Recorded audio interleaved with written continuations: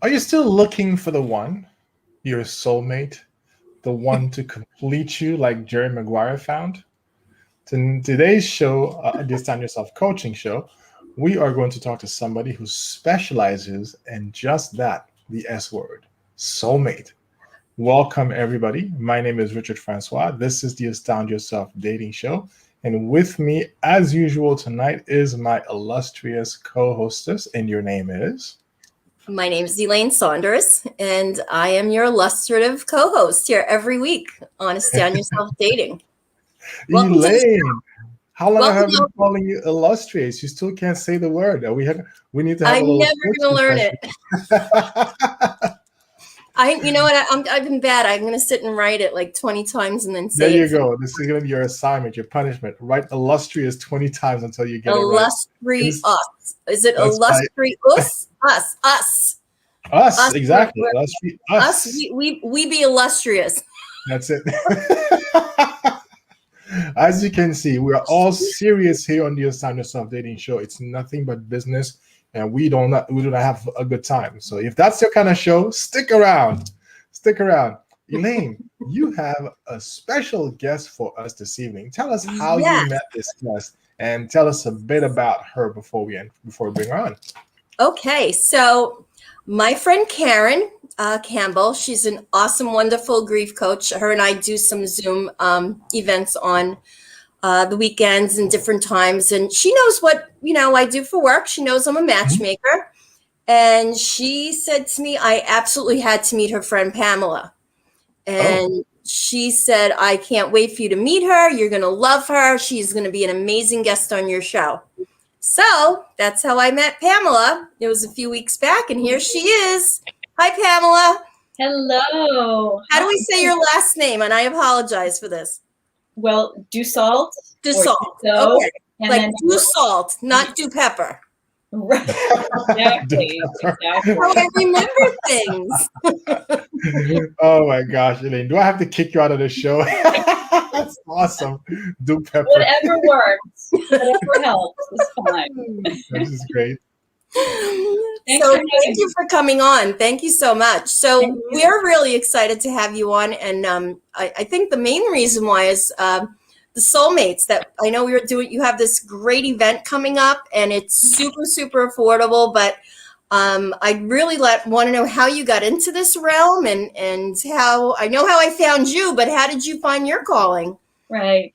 Well, like I'm sure many different people had found their calling through their own experiences, right? And so I had gone through some pretty tumultuous experiences in terms of my relationship and so on and so forth. And I had met a soulmate, and but it wasn't working out. So long story short, there was a lot of pain involved, but through that pain, there was a lot of growth. And I discovered that I could have conversations with the divine. I actually had a divine intervention experience with an angel. And from there, I just sort of opened up and was able to, like I say, communicate and learn and get messages and heal and move on.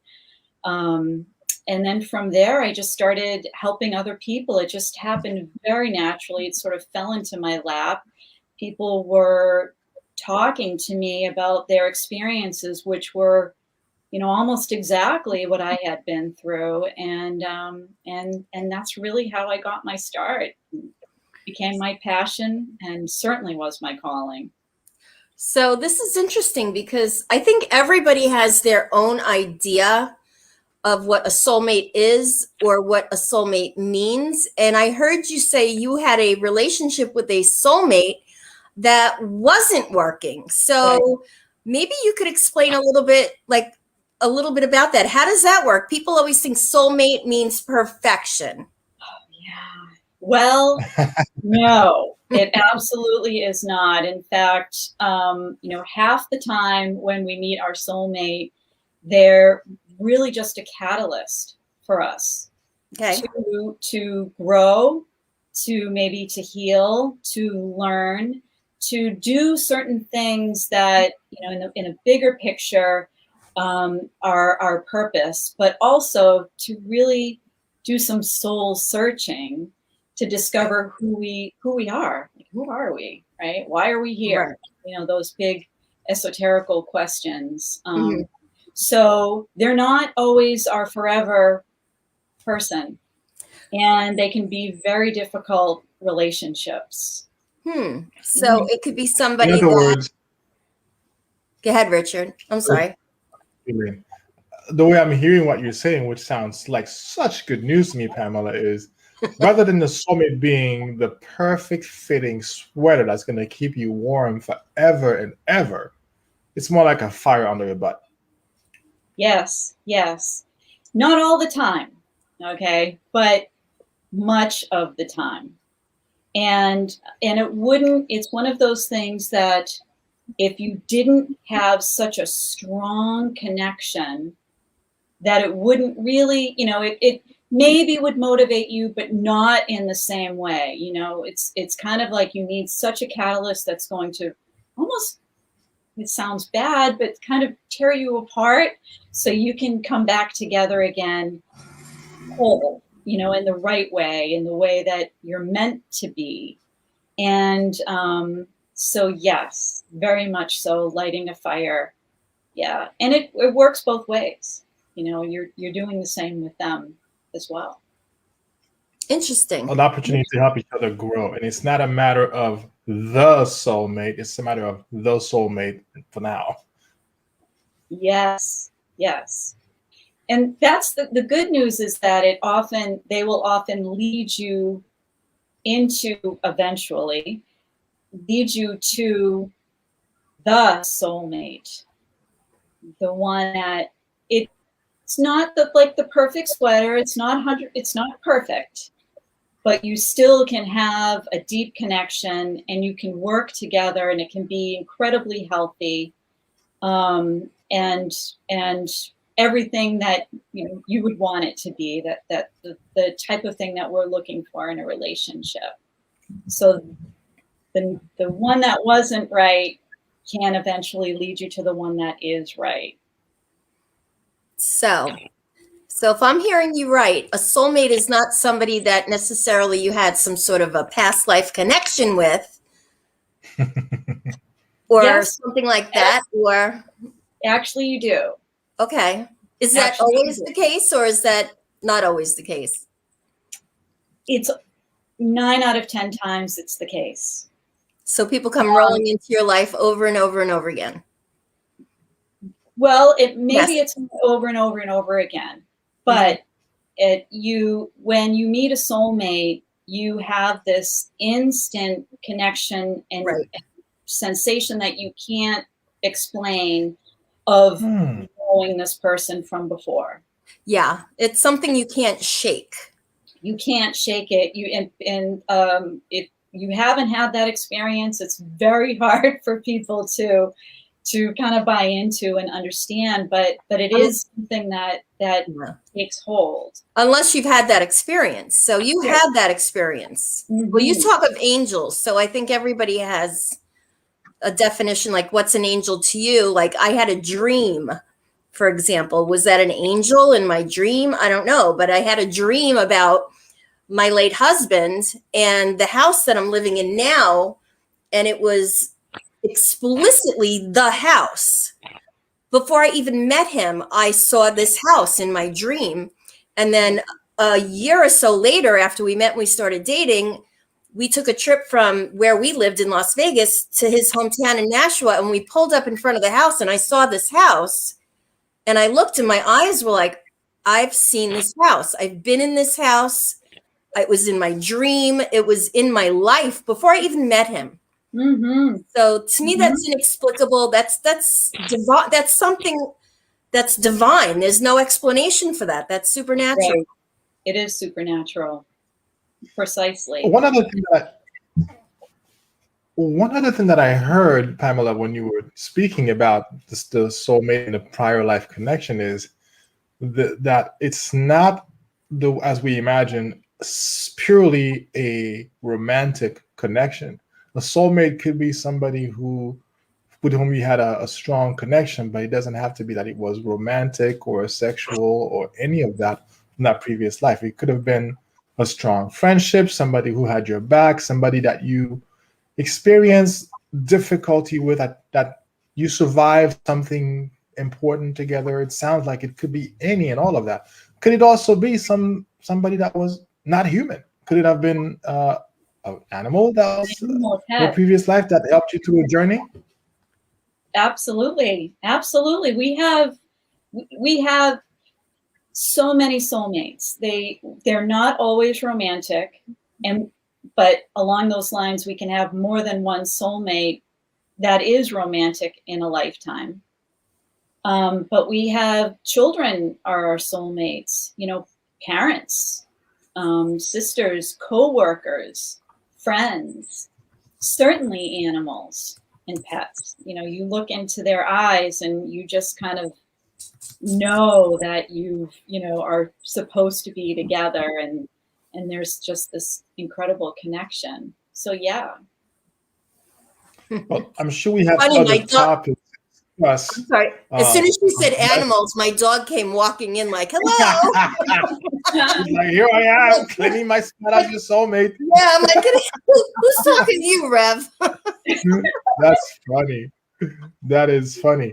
I know we have other topics to discuss besides the soulmate question, and I had one final thought there. It's escaped me, so fine. Let's move on. Let's not try to belabor the topic. But this is very interesting. This is not what I normally think of when I think of soulmates. So thank you for broadening my and hopefully some of our viewers' horizons. We have comments and some questions that we want to say hello to some of the people who are watching. Jamie said hello to us at the beginning of the show, so hello to you, Jamie. And We also, Rosa. of course, have Rosa. Jamie and Rosa are both regulars on our show. They contribute to the comments, they ask questions, and they view the show. Carla, hi Carla. Thank you for watching the show and for helping us make the show happen behind the scenes. Renee has a question for us. Thank you for your question, Renee. Renee's question is, can you eventually end up with a prior soulmate in the future? So I think Renee's question is, somebody from a life previous to this one was a soulmate, and can you end up with that person in a life after this one as a soulmate again? What do you think, Pamela? Yes, you can. You can. It all depends on whether or not there's unfinished business. So unfinished business, okay. Right.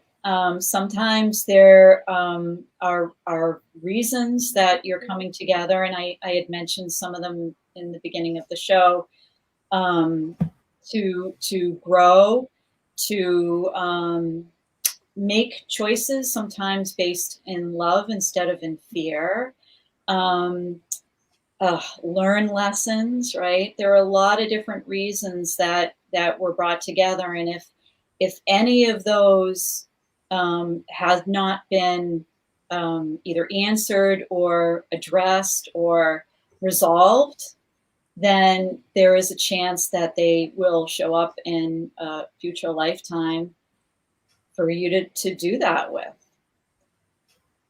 And that gets into a lot of other bits of information about how soulmates even happen, because prior to coming into the world, into life, our souls do make contracts or agreements to do these kinds of things.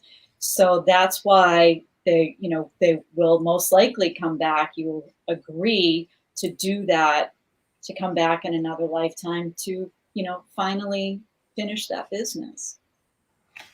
Thank you. And Renee, as you were responding, commented that she meant this lifetime, and I think your response still applies the same way, whether it be same lifetime, different lifetimes. It's possible that you can reconvene with a soulmate again, a couple of more than once in the same lifetime.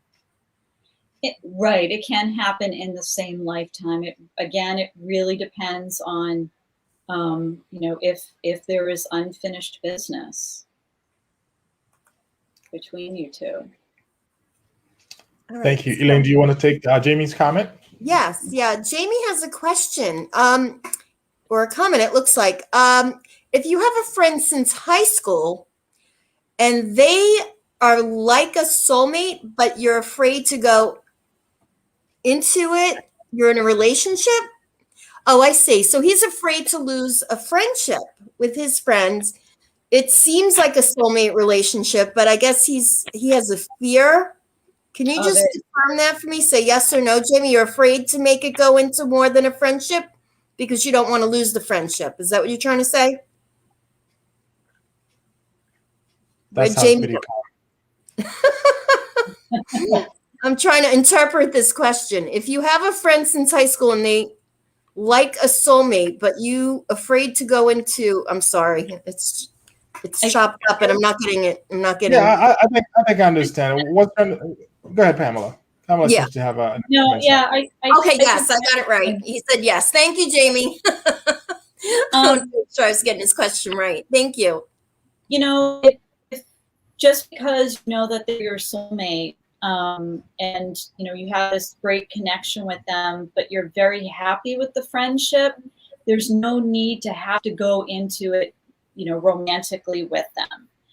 However, and this can often happen, if you're feeling like there's an intense pull to go into a romantic relationship with them, in other words, you're desiring that with them, then there's probably, something going on. There's definitely some kind of catalyst energy that needs to, be addressed and looked at, like what is the lesson here, or what is this inciting in you to grow, or how is it inciting you to grow, and and maybe heal certain things that it's time to heal.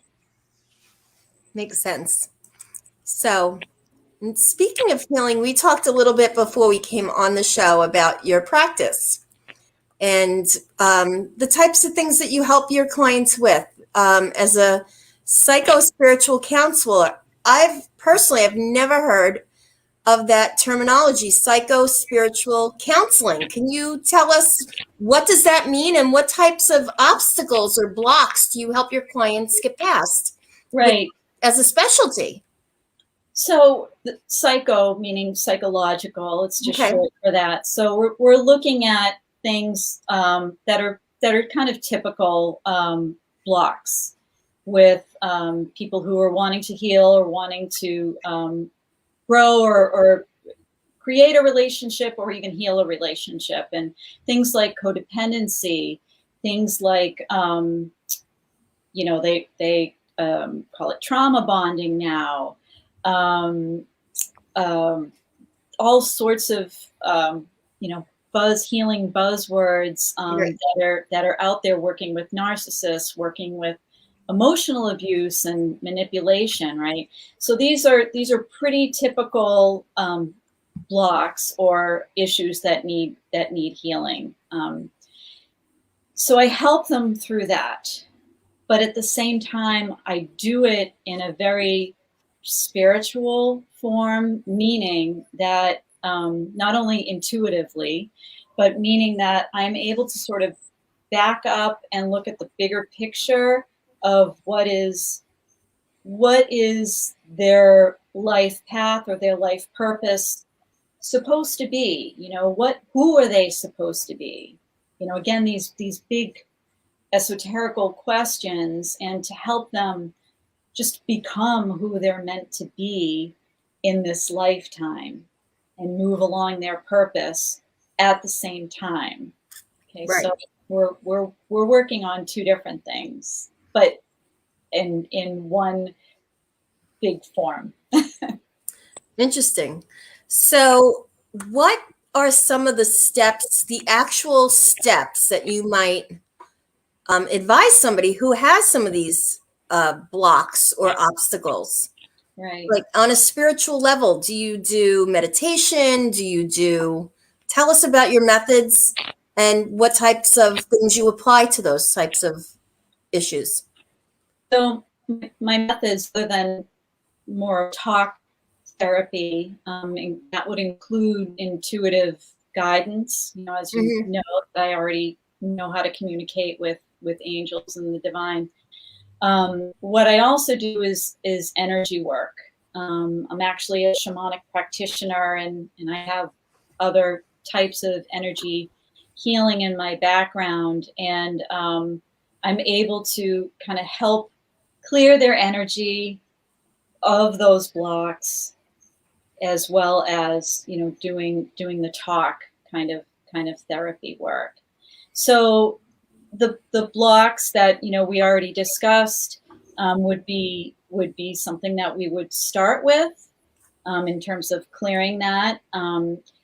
You know, clearing what is in the way is always number one. You have to do that, just like you know, you want to have new furniture, you have to clear out the old furniture, right? So it's pretty, it's as simple as that. And helping them set their priorities about what it is that they really want. And sometimes it's not always in the person that they're looking for, but in the relationship. And the reason why I have them look at the relationship is because then that helps them to gauge against what it is that they also need to do to meet that goal, or that desire for that relationship. So that's usually the second step, and then just, you know, doing things like forgiveness, letting go of the past, and I do, you know, meditation work with them for that. Certainly self-love, that's such a huge part of it, you know, because if they really want to bring in the right soulmate, they're going to need to make sure that they do love themselves unconditionally and accept themselves. It's really all about becoming whole. And the right soulmate, you have two whole people that come together. And that's really what the goal is. So yeah, that would probably be the final step. Okay. So you and I spoke about this. It's a workshop that you offer. And if I read it right, it's kind of like a go at your own pace type of situation where the training, can you kind of elaborate on that just to let everybody know what it is that you offer and how that could help them? The Yeah. title, yeah. The title of it is Transforming or the Art of Forging True Soulmate Relationships. Is that right? Did I have that right? That's right. That's right. So there's 7 modules in this course, and it is a go at your own pace course. And each module has video instruction and also some written instruction to Mm-hmm. help them along. And it starts with, you know, clarifying their true soul desires, looking at, again, consulting with their past self. You know, looking at the choices that they made in the past and how they can change that, and also how they can meet their own ideals, making sure that they match those ideals for the relationship. Finding their higher self, or their, you know, their guidance. So I do believe in bringing in the spiritual aspect of it as well, because as it worked for me, you know, angels, and there's the unseen around us that I think is always conspiring on our behalf and wants us to succeed. So getting that in there. Clearing the energy. We talked about the energy work. So there's a recording there, meditation journey to help them to do that. Looking at their fears and, you know, how to confront those fears. How to start to trust themselves, you know, again, in moving forward, and in coming into that kind of love relationship. And then at the end, we kind of do a sort of a big ceremony. It's kind of a ritual And you know, it's sort of like you're invoking that. You're saying, okay, universe, I've done this. I've come through it this far. I'm ready. And you make that statement in kind of a celebratory way. So when you say celebratory, is it like lighting candles or burning incense or? Sure, lighting candles, burning incense. You know, taking that time. You can do it certainly on like a full moon if you want. It's really up to you, and it's really also about the invocation of calling, you know, them in, and or just stating out to the universe that you're ready. Interesting. Yeah. So it's interesting. What really struck me about what you were just covering right now is the clearing of the energy. The reason why it struck me is because recently I took a personal like sabbatical, and I said I have to clear my energy. Like literally just take a step back and just, you know, get in this little bubble and just not let anything or anybody affect me for a while, to try to get the energy that had been affecting me negatively, so that I can go into something new with a pure heart and a clean slate, if you will. So can you elaborate a little bit? Because I'm not sure if I'm clean and clear yet. Yeah, well, no, you seem pretty clear to me right now. So the screen.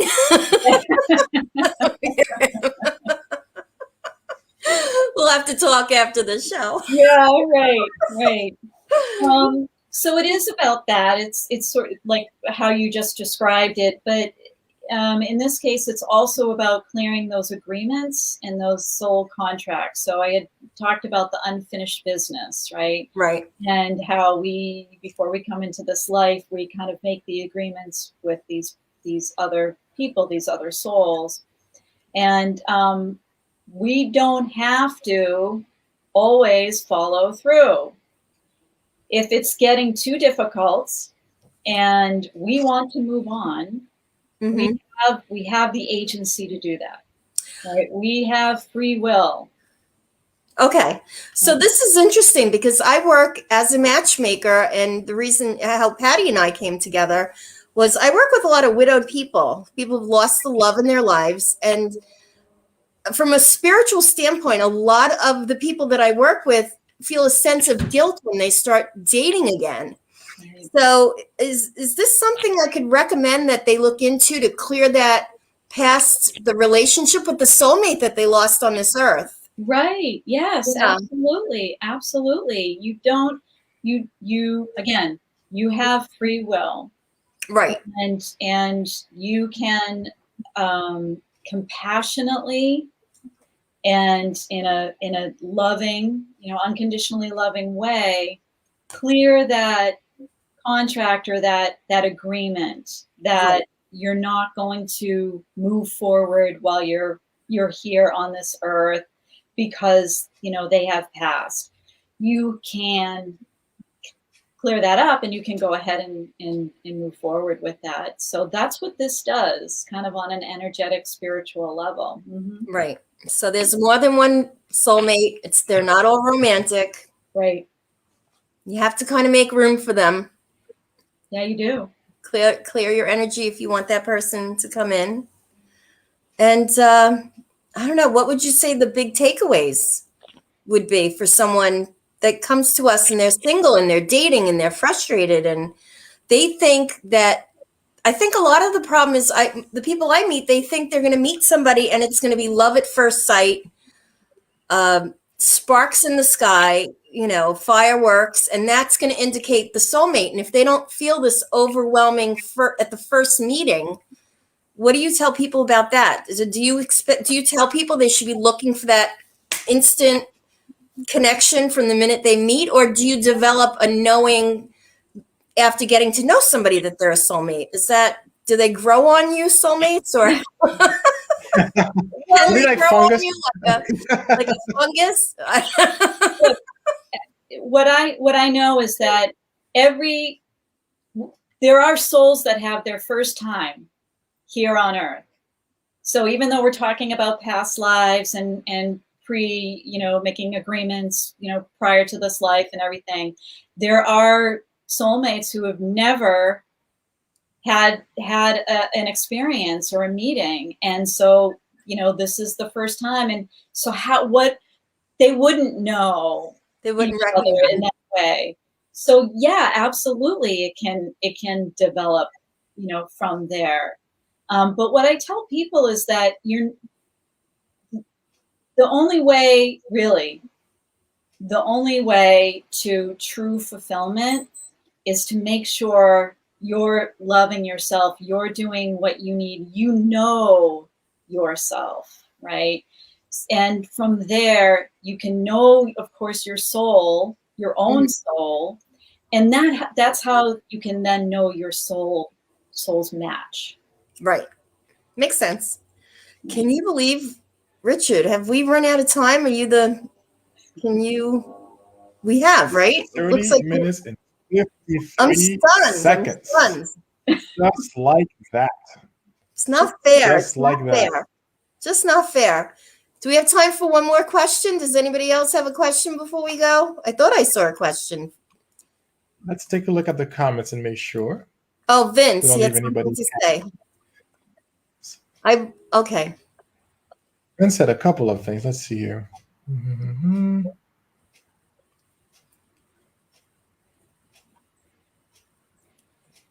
I'm not sure what that means. I believe So Read Many Lives, Mastered by Dr. Brian Weiss. It's a book.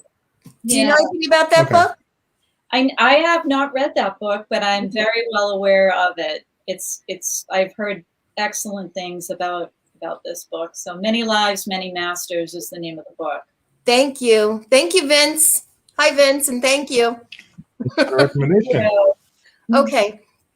So I wanted to let everybody know where they can find you and where they can find your event if they want to sign up, because it's a course that you could take at your own pace. It's super affordable and it sounds like fun. I mean, you're going to learn something and get something from it. So yeah, it's a lot of fun. And I just wanted to say too that we have a Facebook group just for the students of the course.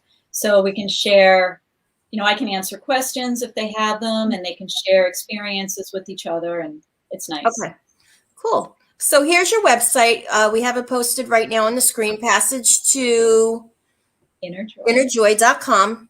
And we also have a form if anybody wants to fill out and has any more questions or they want to talk privately, because this is a subject that not everybody would maybe feel open about talking with out in a public realm like this. Like I said, you and I might have to talk after the camera goes down. So there might be other people out there that feel the same way. So if there's anyone out there who'd like to talk more to Pamela, if you click this link, it takes you to a form. You could fill it out and we'll connect you to Pamela.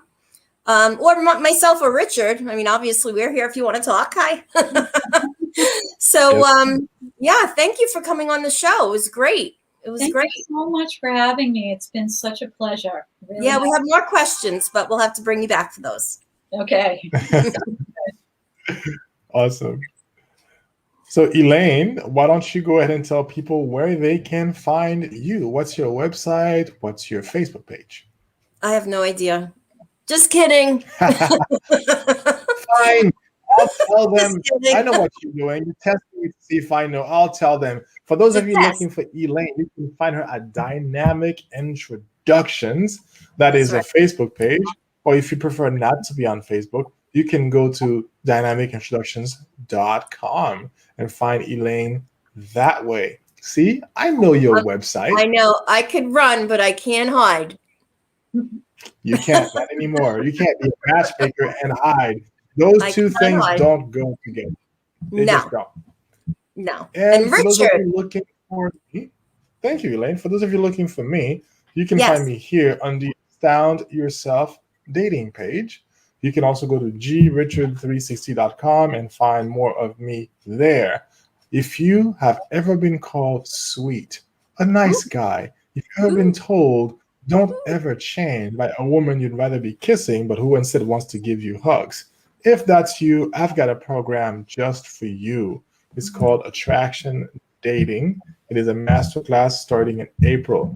If you want to find out more about that, how you can get in on that action, shoot me a private message to the Sound Yourself Dating page, or just comments, hey, and we'll be in touch. Wow. Thanks, That's everyone. it.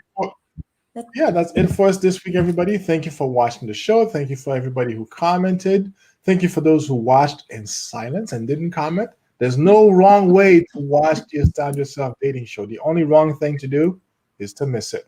We'll see you next week. Bye. Thank you.